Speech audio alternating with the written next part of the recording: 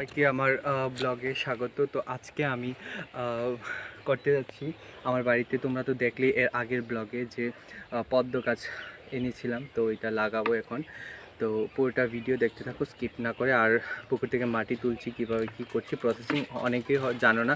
আমাকে তোমরা রিকোয়েস্ট করেছিলে যে পদ্ম গাছ কীভাবে প্রসেসিং, তো আজকে এটা দেখাবো। প্লিজ তোমরা দেখতে থাকো প্রথম থেকে লাস্ট পর্যন্ত। তো এখানে দেখতেই পাচ্ছ আমি গর্ত করে নিচ্ছি। গর্ত করার পর এখানে মানে প্রচুর মাটি এখানে করতে হয়েছে।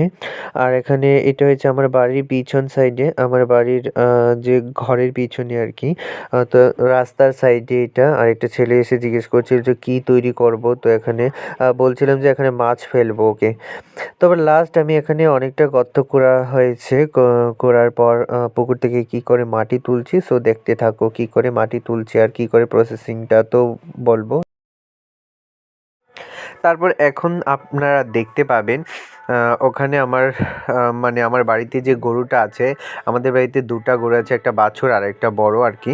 তো সেই মানে গোবর যে সেগুলো নিয়ে আমরা মানে এক জায়গায় জমা করি। তো সেই গোবর দিয়ে আমি মানে সার তৈরি করছি এখানে। মানে শুকনো শুকনো একটু গোবর নিতে হবে আবার। মানে যে মানে প্রথম দিকে যে গোবরটা হয় মানে কাঁচা যেটাকে বলে, সেটা ইউজ করলে কিন্তু হবে না। একটু শুকনো শুকনো টাইপের, একটু সার টাইপের ইউজ করতে হবে। তো আমি এখানে গোবর নিয়ে নিচ্ছি। গোবর নিয়ে তারপর মানে আমি ওখানে ফেলবো। সো দেখতে থাকো ভিডিওটা পুরোটা। তো ওখানে কিন্তু আমি প্রচুর মানে গোবর সারটা মানে ছড়িয়ে দিয়েছি। আপনারা যদি চান, যাদের বাড়ির সামনে গরু নেই বা গোবর নেই, তা আপনারা কিন্তু কম্পোস্ট সার ইউজ করতে পারেন। 5 কেজির দাম 100 টাকা।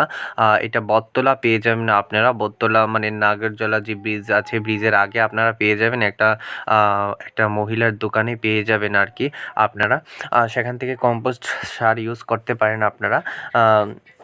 আপনারা যদি পাত্রতে মানে কোনো গামলায় বা বলে লাগান আর কি, তো আপনাদেরকে মানে এই প্রসেসটাই ফলো করতে হবে। প্রথমে আপনারা গোবর সার বা কম্পোস্ট সার যাই দেন, আপনাদের প্রথমে দিয়ে নিতে হবে।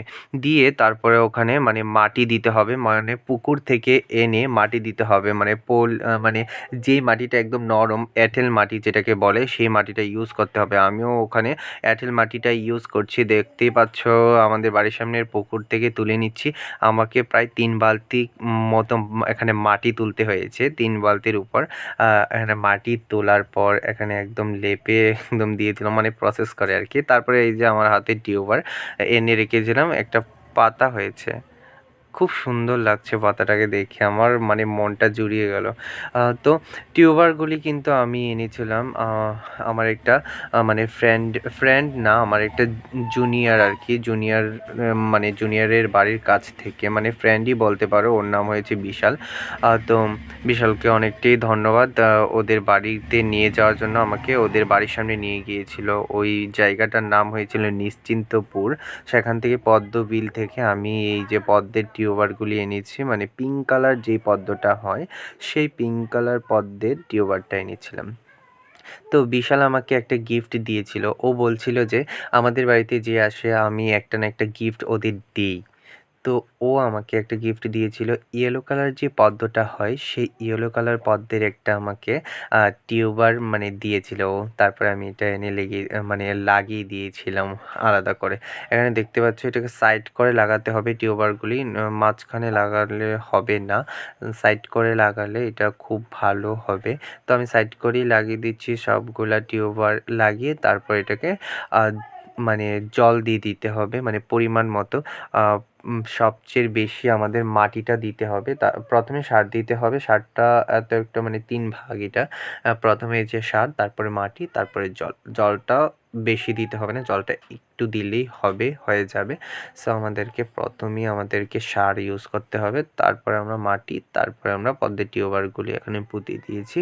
এখন জানি না, মা দুর্গা জানে পদ্ম গাছটি হবে কি না। যদি হয় তাহলে তো ভালো কথা, কারণ এর আগে আমরা লাগিয়েছিলাম বিশালের কাছ থেকেই এনে লাগিয়েছিলাম, হয়েছিল, কিন্তু ফুল ফুটেনি, কারণ আমরা সার দিইনি, সার ইউজ করিনি, ইউজ করেছিলাম গোবর।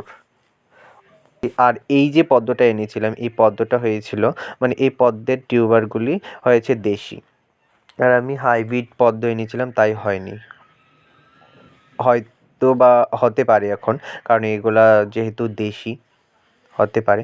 সো তারপরে আমি জল দিয়ে দিচ্ছি এখানে, পরিমাণ মতো একটু জল দিয়ে দেবো। জল দেওয়ার পর তারপরে এখানে মানে কাজটা কমপ্লিট হবে আর কি। সো মানে সবাইকে বলছি, তোমরা যারা যারা প্রসেস তো জানো না পুরোটা তাদের ভিডিও খুবই দেখার হেল্প জন্য হবে। সবাইকে অসংখ্য অসংখ্য ধন্যবাদ। জয় মা ত্রিপুরেশ্বরী।